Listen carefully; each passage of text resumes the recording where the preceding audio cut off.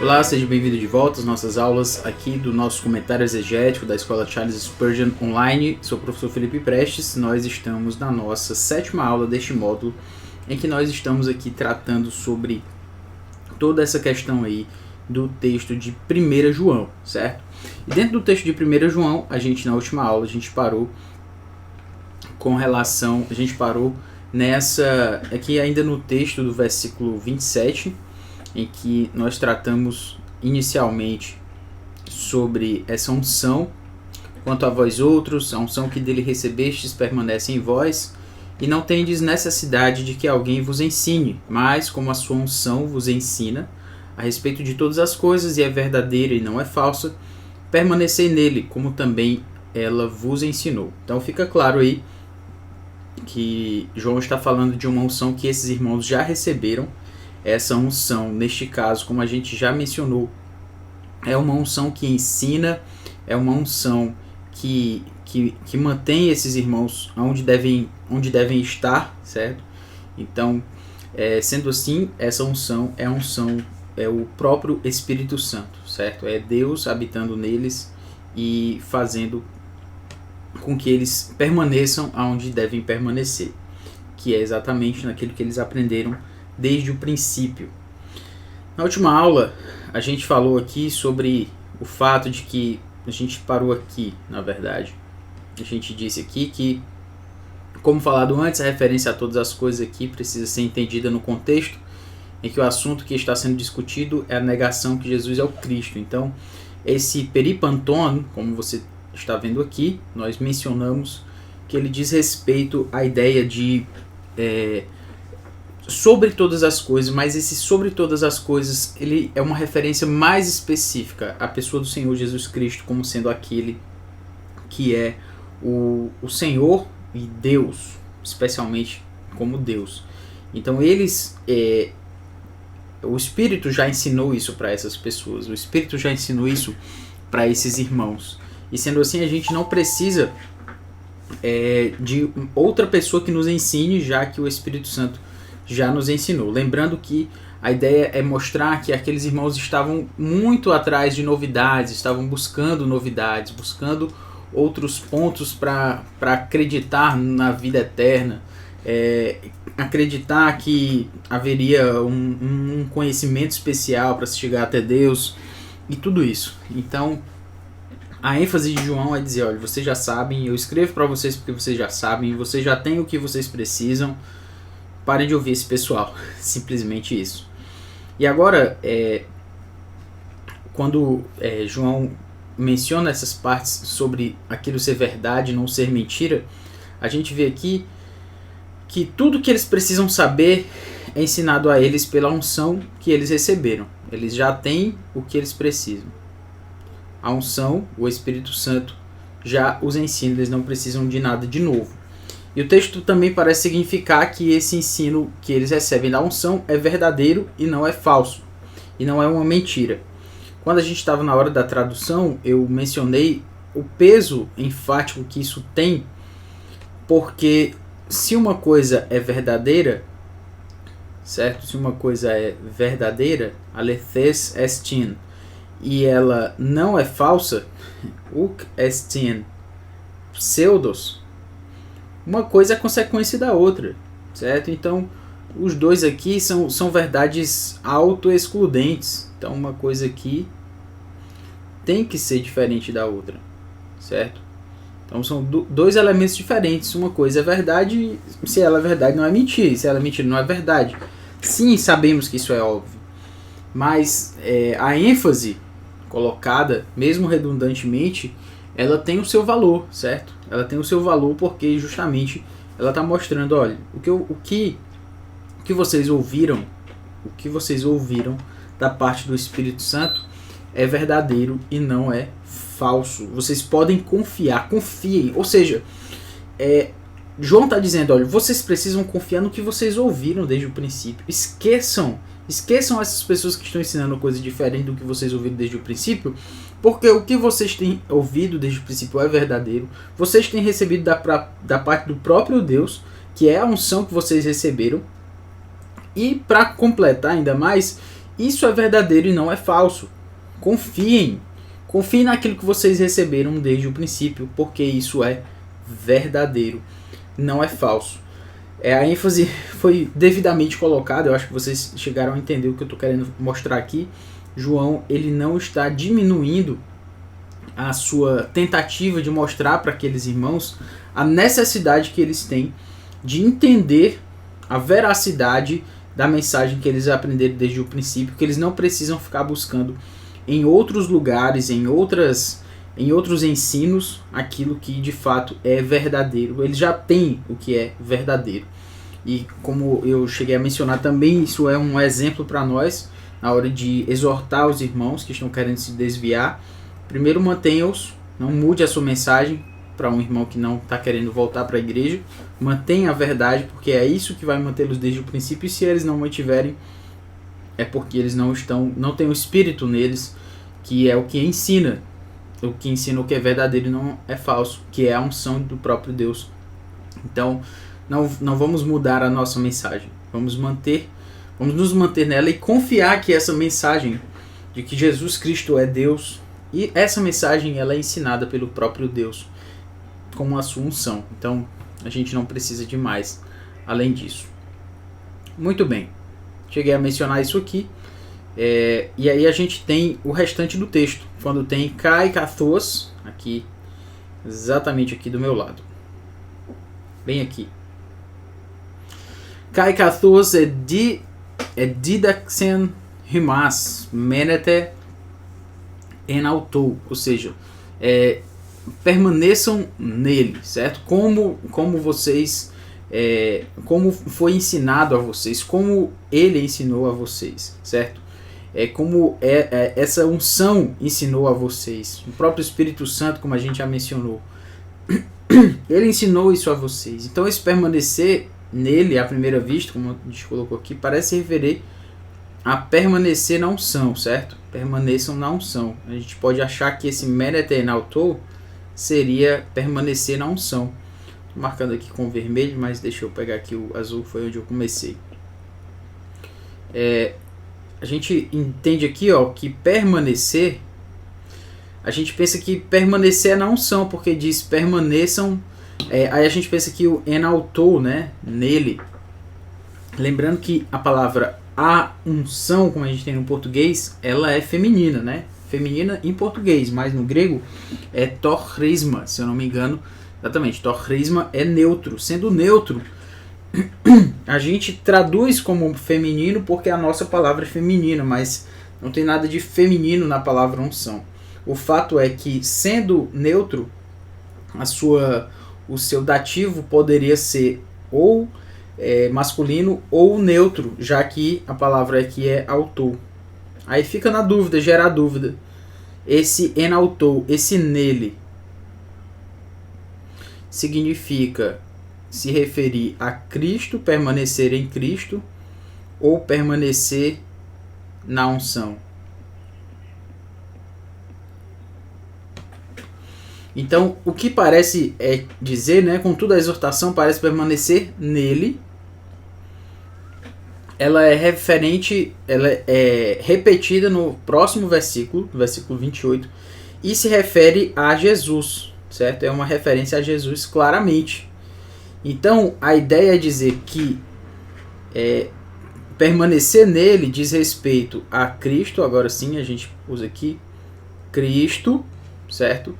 Mas quem ensinou a esses irmãos, quem é didaxen, quem ensinou a esses irmãos, quem foi? Foi a unção, certo? Então, a ideia é dizer, olha, como a unção lhes ensinou, permaneçam nele. Então são dois elementos. Como a unção nos ensinou, permaneçam nele, certo? O sujeito desse didaxen é a unção. O sujeito de quem ensinou foi a unção que ensinou. E faz todo sentido, porque o Espírito Santo nos ajuda a entender que nós precisamos permanecer em Cristo. Então faz todo sentido dessa forma. E aqui também, permanecer nele também faz sentido quando a gente analisa a partir da ideia de ser permanecer nele, permanecer em Cristo. Muito bem, o ponto é que o Espírito Santo ensinou a eles sobre Jesus Cristo, então os irmãos precisam permanecer nele, em Cristo. O Espírito Santo ensinou a eles acerca de Jesus Cristo. Então, alguém que abandona a fé é porque abandona absolutamente, né? Não volta, não se arrepende, não caminha mais com Deus e assim permanece. E essa pessoa deve mostrar, então, o que ela está mostrando é que ela não permaneceu em Cristo e ela, obviamente, não está sendo ensinada pelo Espírito. Não estou falando de pessoas que chegaram a cair no pecado e depois retornaram à fé cristã, mas estou falando daqueles que simplesmente desistiram da fé. Então, o que parece é que o Espírito Santo ele nos ensina sobre Cristo, e sendo assim, a gente não precisa de outra coisa que nos ensine além do próprio Espírito. Lembre-se, por favor, tá? É bom fazer o que a gente chama de disclaimer, né? Uma explicação aí sobre não ter ninguém que vos ensine, tá? Por que eu estou falando sobre isso? Porque é claro que a gente precisa de alguém que nos ensine. A Bíblia também fala de pessoas que nos ensinam sobre os mestres, que nós devemos ouvir os mestres.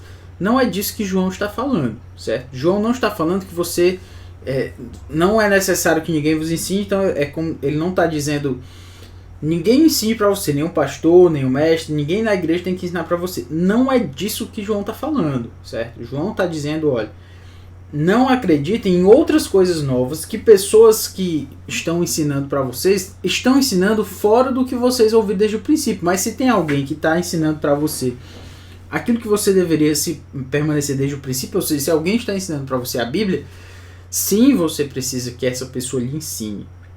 O foco, né, o contexto de João não é o contexto de pessoas que não querem seguir, que não é o contexto de uma igreja séria que tem seus mestres, seus pastores, seus presbíteros ali para ensinar. Não é isso, não é essa a ideia. Antes que alguém venha pegar esse texto e dizer, olha, aqui está dizendo que ninguém precisa ensinar, a gente já tem o que precisa, a gente já tem a unção.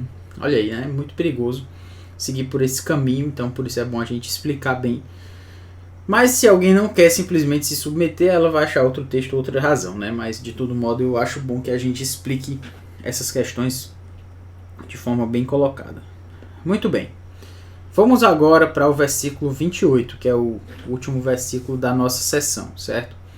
Então, aqui no versículo 28, deixa-me abrir aqui. Deixa-me estar um pouco mudando aqui, mas vou conseguir aqui. Tá. Aqui está o texto. Filhinhos, agora pois permanecei nele, para que quando ele se manifestar, tenhamos confiança e dele não nos afastemos envergonhados na sua vinda. O texto aqui em grego, kainun teknia menete en auto, hina ean fanerothe, homen parecian kai me ais hithomen apautu ente parousia autu. Vamos entender aqui o que ele colocou.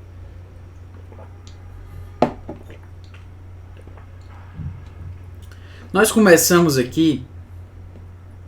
Você percebe que eu faço aqui uma colocação aqui do fluxograma, certo? Para a gente poder entender melhor o que está colocado aí. Vamos seguir adiante aqui. Kainon, o kai, eu já falei para vocês que nem sempre ele é traduzido. É um marcador discursivo, tá? Então, e a gente tem a palavra aqui, nun. Nun é uma palavra importante no grego, certo? Que é a palavra para agora. Agora. Certo? Então, lembre-se disso. Nun, agora. Então, e agora, ou então agora, o cai como marcador discursivo. Tecnia. A gente falou já um pouco sobre isso, mas se você chegou agora nesse vídeo aqui, tecnia é a palavra para criança. No grego. Criança. Só que no caso ela está no plural, então é teknias, aliás, então é crianças, certo? Sendo que, mesmo sendo teknia crianças, ela é uma forma carinhosa de dizer, de falar sobre os filhos, como a gente tem em português também, minhas crianças, né? Eu vou ali olhar minhas crianças, meus filhos, né? A ideia é essa. Então, sendo uma forma carinhosa, a atualizada muitas vezes traduz, e outros textos também, como filhinhos, certo? Filhinhos. E sendo a ideia aqui de filhinhos, mostra também pra gente toda aquela ideia, né, de uma paternidade, de um cuidado pastoral que João tem para com aqueles irmãos. Não é simplesmente uma supervisão fria, né, mas na verdade ele, João, está ali cuidando daqueles irmãos de uma forma, de fato, de uma forma significativa para aqueles irmãos e obviamente para ele também. Então, filhinhos, permaneçam. Menete é o verbo meno. A gente já falou sobre ele, então não precisa mencionar tanto. Meno, permaneço, eu permaneço. E tendo aí o menete, a ideia é permaneçam ou permanecei, certo? Permanecer é um imperativo, então por isso fica permanecei. Lembra o te aqui, que tem a ideia de segunda pessoa do plural, certo? Verbo conjugado, segunda pessoa do plural é te, então fica permanecei. Então agora, filhinhos, permanecei. En autor, mais uma vez, a gente lembra aqui de preposição mais caso igual a significado. No caso, en mais dativo igual a em. Então, permanecei nele. Lembrando que o autor, ele é autos. É o pronome pessoal da terceira pessoa do singular, certo? Terceira pessoa do singular. Nós temos aí autos, no caso autor, permanecei nele. Muito bem.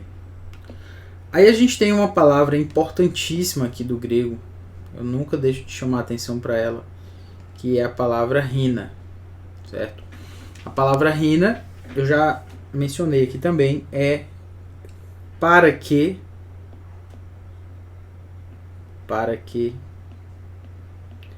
e a fim de que. A fim de que.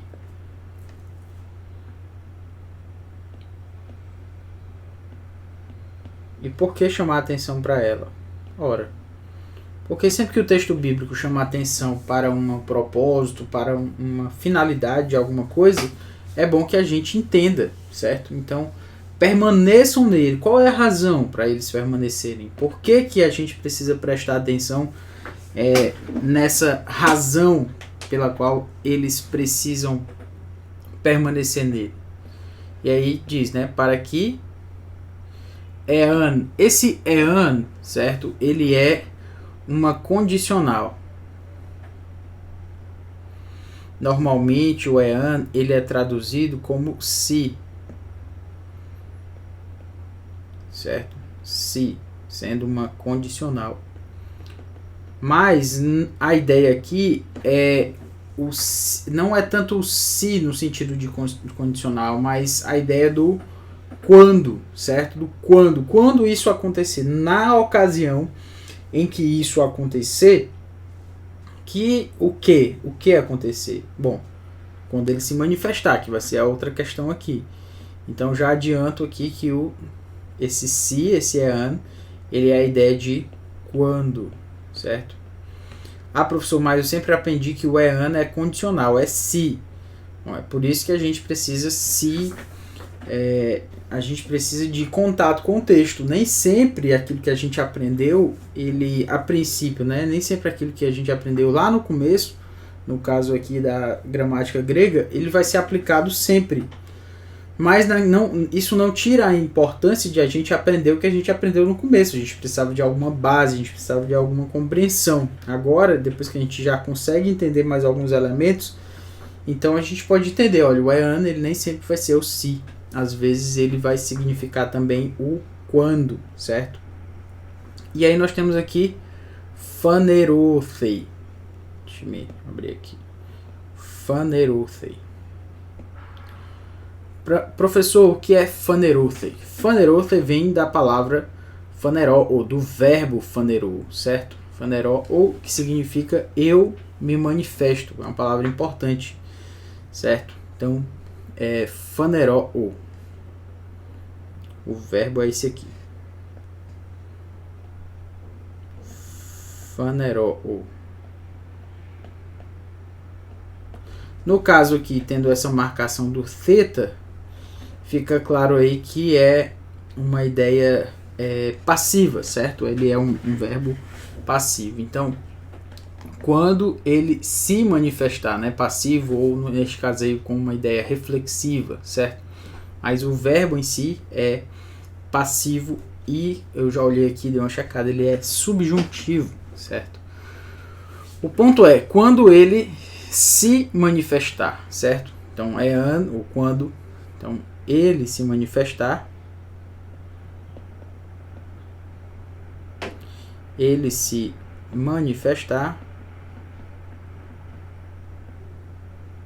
e aí a gente tem o restante aqui, né? Quando ele se manifestar, schomen, certo?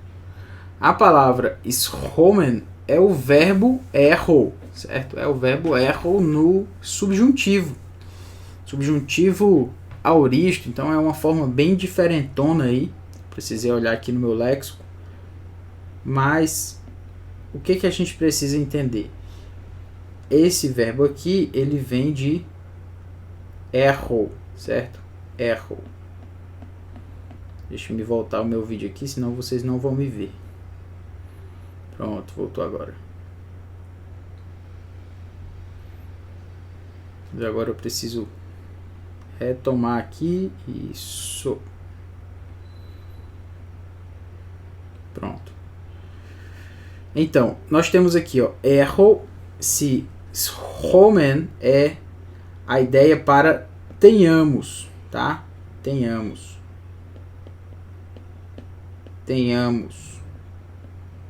Para que quando ele se manifestar, nós tenhamos, nós venhamos a ter. Ter o quê? E a gente tem aqui a palavra parresian, certo? Parresian. O que é a palavra parresian? É a ideia de confiança, certo? A palavra para confiança. Deixe-me ver aqui, é um outro lugar em que a palavra parresian aparece, para você ter ideia o que significa ela, tá? Ela aparece no Novo Testamento, ela aparece 31 vezes. E era o que eu ia checar, era aqui. Hebreus 3:6. Cristo, porém, como filho em sua casa, a qual casa somos nós, se guardarmos firme até o fim a ousadia e a exultação de esperança. Então a palavra parresian é a palavra para ousadia aí em Hebreus, certo? Então algo interessante também para a gente lembrar. Ainda lá em Hebreus também, acheguemo-nos, portanto, confiadamente junto ao trono da graça, a fim de recebermos misericórdia e acharmos graça para socorro em ocasião oportuna. Então a palavra parresian, neste caso, é a palavra para acheguemo-nos confiadamente, ou seja, para que nós possamos chegar diante de Cristo com coragem, com confiança, e às vezes traduzido então como ousadia. É essa ideia que se coloca aí, tá bom? Por enquanto é isto. Na próxima aula a gente termina aqui a análise desse texto, do versículo 28, dessas palavras, faz a tradução e finalmente faz a análise dessas colocações. Beleza? Lembrando aí, uma outra palavra, só lá em Hebreus, ela aparece em outros textos, mas a gente tem aqui, tendo, pois, irmãos, intrepidez. Intrepidez. Era este versículo que eu estava procurando para checar se a palavra para intrepidez lá de Hebreus 10, 19 era a palavra parresian, e é exatamente essa. Tendo, pois, parresia, ou seja, tendo vocês coragem, confiança, ousadia, tudo que está nesse campo semântico aí, que nós tenhamos naquilo que, quando Cristo se manifestar. Beleza? É isto, na próxima aula a gente termina aí, faz a tradução e faz a análise. Valeu!